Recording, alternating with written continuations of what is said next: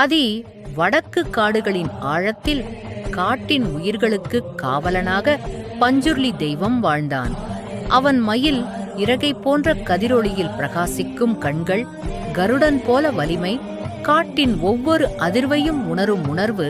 ஒரு நாள் ஒரு பேராசை கொண்ட மன்னன் அந்த காடை வெட்ட உத்தரவு கொடுத்தான். மரங்கள் அழகாக விழ, மிருகங்கள் அலைந்து ஓடத் தொடங்கின. அந்த வேதனை பஞ்சுர்லிக்கு எட்டியதும் அவன் கர்ஜித்து தோன்றினான். இந்த காடு உயிர், அதை காப்பது எனது வரம். மன்னன் பஞ்சுர்லியின் உருவத்தை பார்த்தவுடன் நடுங்கினான். காற்று நின்றது. பறவைகள் சத்தம் மௌனமாயின.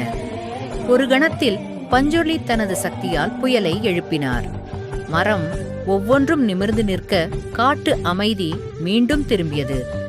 தவறு உணர்ந்த மன்னன் விழுந்து வணங்கி மன்னிப்பு கேட்டான். பஞ்சுர்லி நிதானமாக கூறினார், காடு உன்னை வாழ வைக்கிறது, அதை நீயும் வாழ வைக்க வேண்டும்.